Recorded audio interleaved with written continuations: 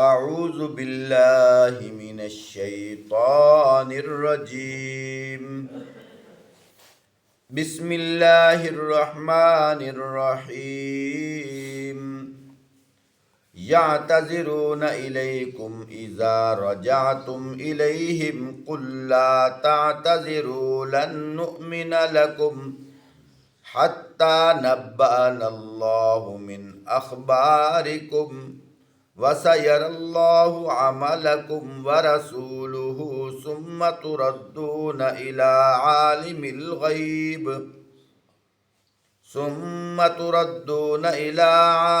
الْغَيْبِ وَالشَّهَادَةِ فَيُنَبِّئُكُم بِمَا كُنتُمْ تَعْمَلُونَ۔ فرمایا تم جب پلٹ کر ان کے پاس پہنچو گے تو یہ طرح طرح کے بہانے پیش کریں گے، مگر تم صاف کہہ دینا کہ بہانے نہ کرو، ہم تمہاری کسی بات کا اعتبار نہ کریں گے۔ اللہ نے ہم کو تمہارے حالات بتا دیے ہیں، اب اللہ اور اس کے رسول تمہارے طرز عمل کو دیکھ لیں گے، پھر تم اللہ کی طرف پلٹائے جاؤ گے جو کھلے اور چھپے سب کا جاننے والا ہے، اور تمہیں بتا دے گا کہ تم کیا کچھ کرتے رہے ہو۔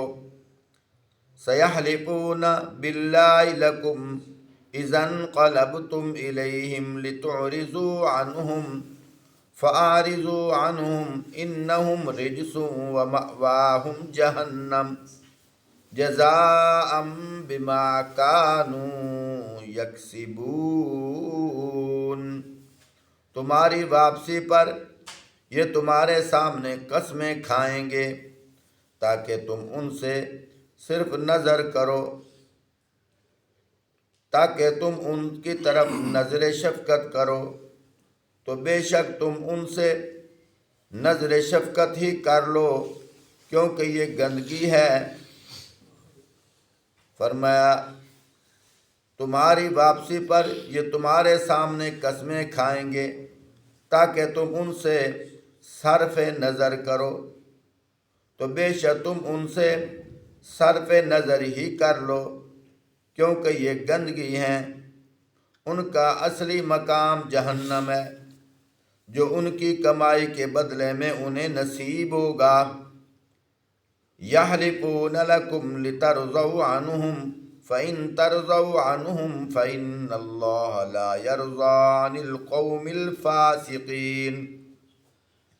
یہ تمہارے سامنے قسمیں کھائیں گے تاکہ تم ان سے راضی ہو جاؤ، حالانکہ اگر تم ان سے راضی ہو بھی گئے تو اللہ ہرگز ایسے فاسق لوگوں سے راضی نہ ہوگا۔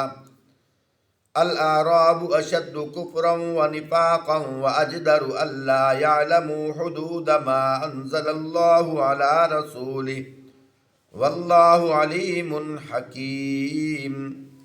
یہ عرب دیہاتی کفر اور نفاق میں زیادہ سخت ہیں اور ان کے معاملہ میں اس امر کے امکانات زیادہ ہیں کہ اس دین کی حدود سے نہ واقف رہیں جو اللہ نے اپنے رسول پر نازل کیا ہے۔ اللہ سب کچھ جانتا ہے اور حکیم ہے، دانا ہے۔ وَمِنَ الْأَعْرَابِ مَن يَتَّخِذُ مَا يُنْفِقُ مَغْرَمًا وَيَتَرَبَّصُ بِكُمُ الدَّوَائِرَ عَلَيْهِمْ دَائِرَةُ السَّوْءِ وَاللَّهُ سَمِيعٌ عَلِيمٌ۔ فرمایا ان اعرابی دیہاتیوں میں ایسے لوگ موجود ہیں جو اللہ کے راہ میں کچھ خرچ کرتے ہیں تو اسے اپنے اوپر زبردستی کی چٹی سمجھتے ہیں، اور تمہارے حق میں زمانہ کے گردش، فرمایا تمہارے حق میں زمانہ کی گردشوں کا انتظار کرتے ہیں، حالانکہ برائی کا چکر خود انہی پر مسلط ہے۔ اللہ سب کچھ سنتا اور جانتا ہے۔ وَمِنَ الْأَعْرَابِ مَن يُؤْمِنُ بِاللَّهِ وَالْيَوْمِ الْآخِرِ وَيَتَّخِذُ مَا يُنْفِقُ قُرُبَاتٍ عِندَ اللَّهِ وَصَلَوَاتِ الرَّسُولِ أَلَا إِنَّهَا قُرْبَةٌ لَهُمْ سیدخلہم اللہ فی رحمتہ ان اللہ غفور الرحیم۔ یہی عرابی دیہاتیوں میں کچھ لوگ ایسے بھی ہیں جو اللہ اور روز آخرت پر ایمان رکھتے ہیں، جو کچھ خرچ کرتے ہیں اسے اللہ کے ہاں تقرب کا اور رسول کی طرف سے رحمت کی دعائیں لینے کا ذریعہ سمجھتے ہیں۔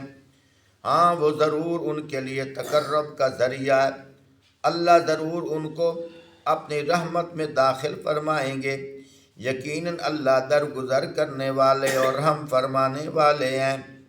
والسابقون الاولون من المہاجرین والانصار والذین اتبعوهم بإحسان رضی اللہ عنہم ورضوا عنہ وأعد لهم جنات تجری من تحتها الأنہار خالدین فیہا ابدا ذالک الفوز العظیم۔ اور وہ مہاجر یعنی ہجرت کرنے والے، وہ انصاری جنہوں نے سب سے پہلے دعوت ایمان پر لبیک کہنے میں سبقت کی، نیز وہ جو بعد میں اسلام پر آئے اور ان کے پیچھے آئے، اللہ ان سے راضی ہوا اور وہ اللہ سے راضی ہوئے۔ اللہ نے ان کے لیے ایسے باغ تیار کر رکھے ہیں جن کے نیچے نہریں بہتی ہوں گی اور وہ ان میں ہمیشہ رہیں گے، یہی عظیم الشان کامیابی ہے۔ محترم سامعین، یہاں 3 باتیں قابل غور ہیں۔ الحمدللہ اللہ پاک کا بے حد احسان ہے کہ آج 11واں پارہ شروع ہو رہا ہے۔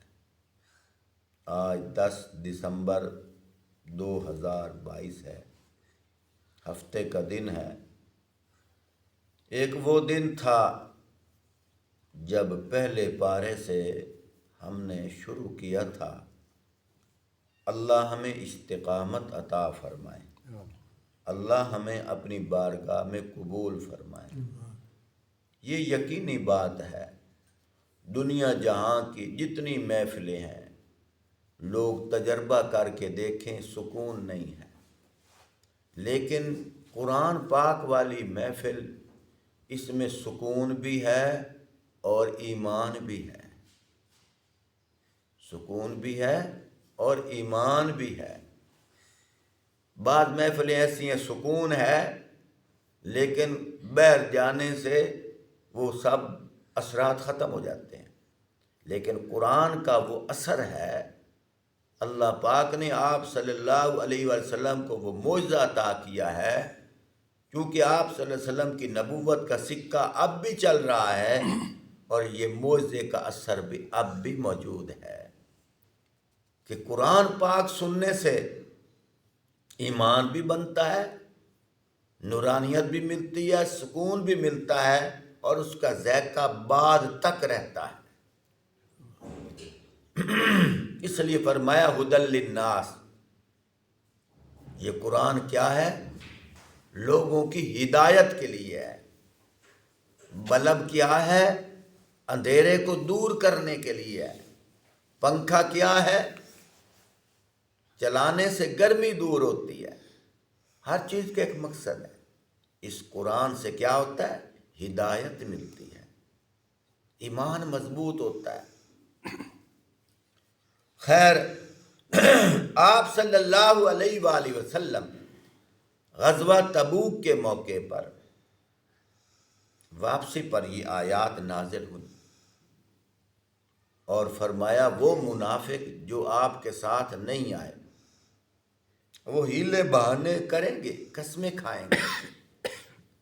یا رسول اللہ صلی اللہ علیہ وآلہ وسلم ہمیں یہ مجبوری تھی، فرمایا آپ ان کو کہہ دینا کہ اللہ پاک نے وحی کے ذریعے ہمیں بتا دیا ہے، میں پھر پڑھوں گا، خود غور کرو۔ ان لوگوں کے لیے میسج ہے جو کہتے ہیں نبی غیب علم جانتے ہیں۔ یہاں آپ صلی اللہ علیہ وسلم کوئی یوں نہیں کہا جا رہا کہ میرے محبوب آپ ان کو کہہ دینا مجھے تمہارے دلوں کے حالات کا پتہ ہے، لیکن کیا فرمایا؟ میرے محبوب آپ ان کو کہہ دینا تمہارے بارے میں ہمیں وحی کے ذریعے اللہ نے بتا دیا ہے۔ کیوں؟ جب بھی دلوں کی کیفیت کی بات آتی ہے اللہ پاک اپنی طرف منسوب کرتے ہیں، اور اللہ پاک نبی پاک صلی اللہ علیہ وسلم کو فرماتے ہیں میرے محبوب آپ نفی کیجئے اپنی۔ 7واں پارہ سورۃ الانعام ہے، اللہ پاک خود فرماتے ہیں، فرمایا میرے محبوب آپ اپنی زبانی کہہ دیجئے قُلْ لَا أَقُولُ لَكُمْ عِنْدِي خَزَائِنُ اللَّهِ وَلَا أَعْلَمُ الْغَيْبَ۔ فرمایا میرے محبوب آپ فرما دیجئے میں تمہیں یہ نہیں کہتا کہ میرے پاس خزائن اللہ کے خزانے ہیں، میں تمہیں یہ بھی نہیں کہتا کہ ولا عالم الغیب کہ میں غیب کا علم رکھتا ہوں۔ باقاعدہ وحی سے بتایا گیا کہ آپ اپنی زبانی اقرار کیجئے۔ کیوں؟ یہ غیب کا جاننا خاصہ ذات اللہ کے ساتھ منسوب ہے۔ اور یہاں بھی فرمایا گیا میرے محبوب جب وہ منافق آپ کے پاس آئیں گے طرح طرح کے بہانے بنائیں گے، آپ ان کو بتا دینا کہ اللہ نے مجھے وحی کے ذریعے تمہارے راز بتا دیے ہیں۔ دوبارہ پھر پڑھتا ہوں، فرمایا یعتذرون الیکم اذا رجعتم الیہم قل لا تعتذروا لن نؤمن لکم حتی نبأنا اللہ من اخبارکم وسیر اللہ عملکم ورسولہ ثم تردون الى عالم الغیب والشہادۃ فینبئکم بما کنتم تعملون۔ فرمایا میرے محبوب جب آپ پلٹ کر ان کے پاس پہنچو گے تو یہ طرح طرح کے بہانے پیش کریں گے، مگر تم صاف کہہ دینا بہانے نہ کرو، ہم تمہاری کسی بات کا اعتبار نہیں کریں گے۔ کیوں؟ وَسَيَرَ اللَّهُ قَدْ نَبَّأَنَا اللَّهُ مِنْ أَخْبَارِكُمْ اللہ نے ہم کو تمہارے حالات بتا دیے ہیں۔ قَدْ نَبَّأَنَا اللَّهُ بے شک اللہ نے ہمیں بتا دیا ہے، من اخبارکم تمہاری رپورٹیں تمہارے حالات بتا دیے ہیں، وَسَيَرَ اللَّهُ عَمَلَكُمْ وَرَسُولُهُ ثُمَّ تُرَدُّونَ إِلَىٰ عَالِمِ الْغَیْبِ۔ فرمایا اب اللہ اور اس کے رسول تمہارے طرز عمل کو دیکھ لیں گے، پھر تم اللہ کی طرف پلٹائے جاؤ گے جو کھلے اور چھپے سب کا جاننے والا ہے۔ یہ یاد رکھو کہ اللہ اور اللہ کے رسول تمہارے اعمال دیکھیں گے، اس سے کیا مراد ہے؟ یعنی ظاہری حالت اللہ کے رسول دیکھیں گے اور تمہارا باطن اللہ پاک دیکھیں گے۔ پھر اللہ پاک نے پھر اپنی طرف منسوب کیا ہے، جب بھی پردے کی بات آتی ہے غیب کی بات آتی ہے اللہ اپنی طرف منسوب فرماتے ہیں۔ فَيُنَبِّئُكُم بِمَا كُنتُمْ تَعْمَلُونَ فرمایا اللہ تم کو بتا دیں گے جو تم عمل کرتے ہو۔ اور ایک بات اور بھی ہے کہ اللہ پاک نے آپ صلی اللہ علیہ وآلہ وسلم سے فرمایا میرے محبوب اگر آپ ان کی باتوں میں آ کر ان سے راضی بھی ہو گئے کوئی فائدہ نہیں ہے، کیونکہ میں نے ان سے راضی نہیں ہوں۔ میں پھر پڑھوں گا، حوالہ بھی دوں گا۔ یہاں یہ بات قابل غور ہے کہ جو لوگ یہ کہتے ہیں مجھے وہ شعر اچھی طرح یاد نہیں ہو رہا کہ نبی خدا کا پکڑا نبی چھڑاوے، اور نبی کا پکڑا چھڑا کوئی نہیں سکتا۔ میں ان کو کیا کہوں، بس تھوڑا سا کہہ دوں کہ ان کے کان پکڑو، کھینچو ان کو، اندھو یہ دیکھو قرآن کیا کہہ رہا ہے۔ فرمایا میرے محبوب، فرمایا اگر آپ ان کو چھوڑ دیں میں اللہ نہیں چھوڑوں گا، یعنی آپ کا پکڑا ہوا آپ نے اگر چھوڑ بھی دیا ہے میں نہیں چھوڑوں گا۔ تو یہاں اللہ پاک فرما رہے اختیار تو میرے پاس ہے، اور سٹیجوں پہ بیٹھ کر اس آیت کا انکار کرتے ہیں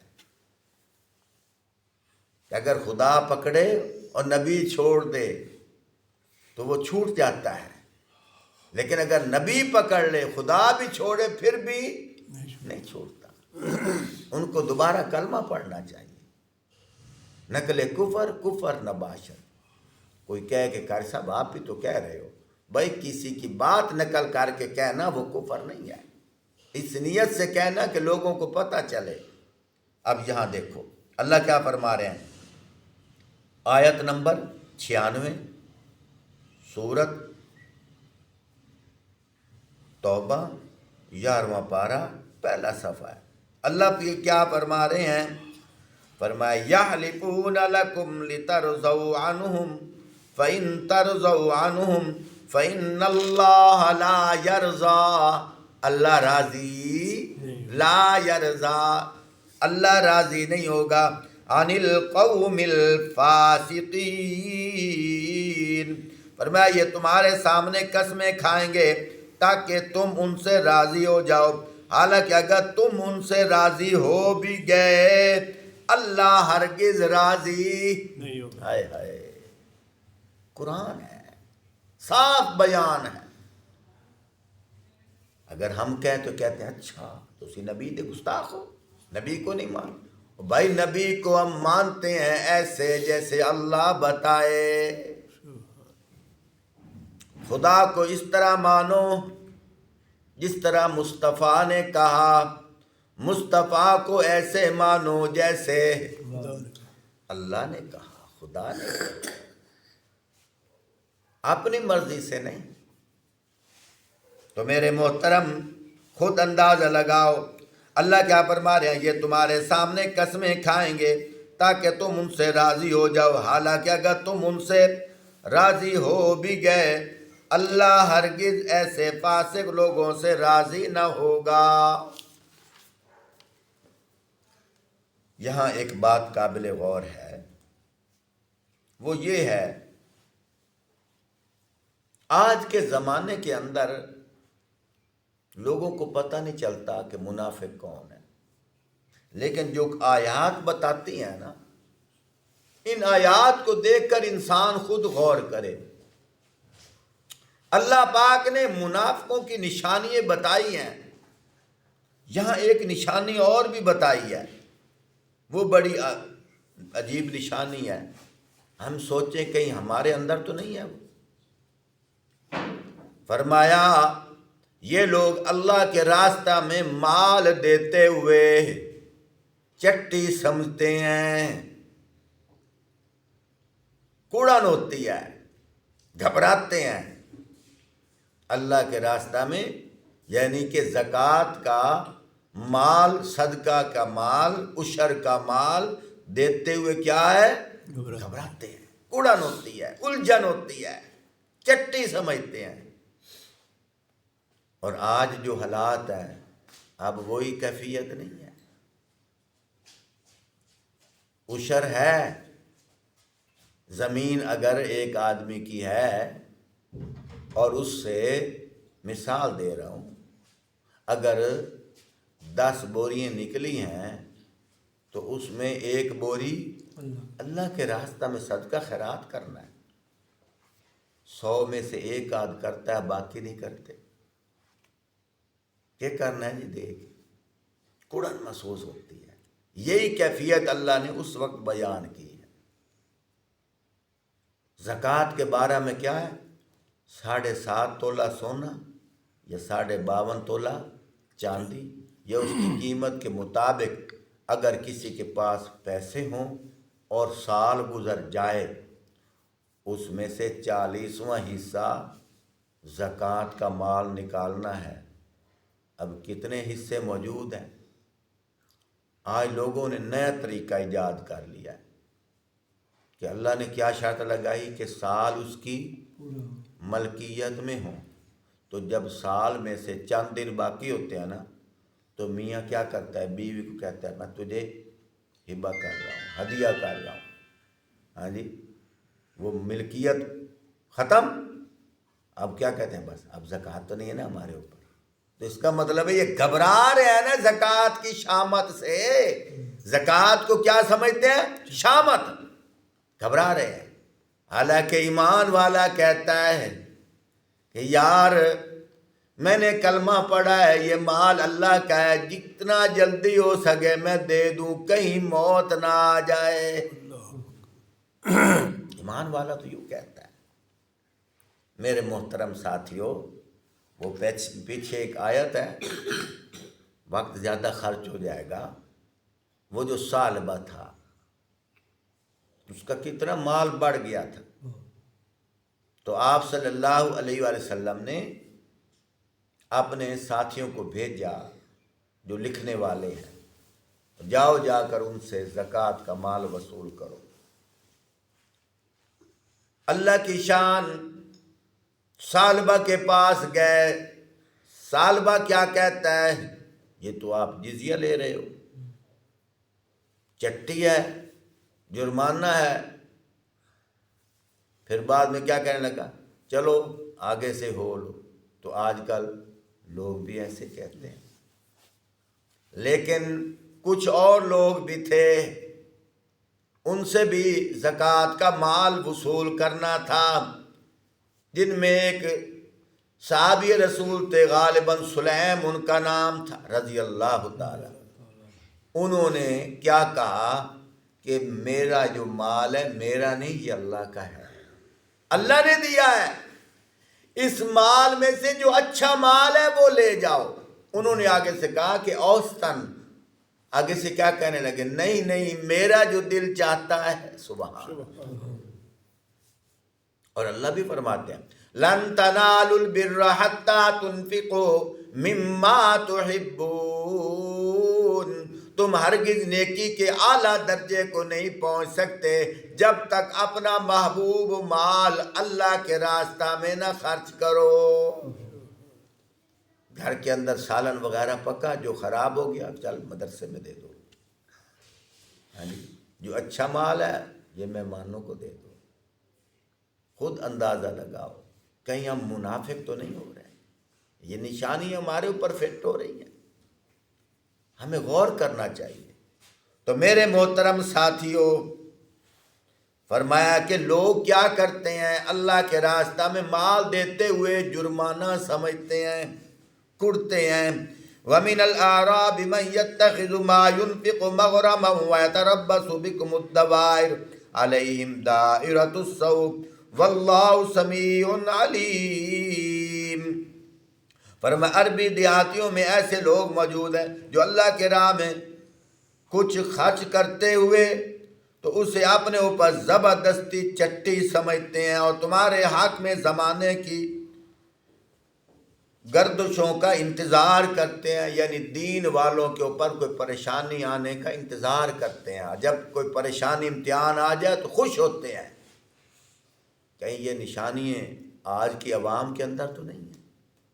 خود اندازہ لگاؤ۔ وقت بہت گزر گیا تھا، تو انشاءاللہ یہ جو والسابقون الاولون ہیں اس کی تشریح انشاءاللہ کل کریں گے۔ اللہ ہمیں سمجھنے کی توفیق عطا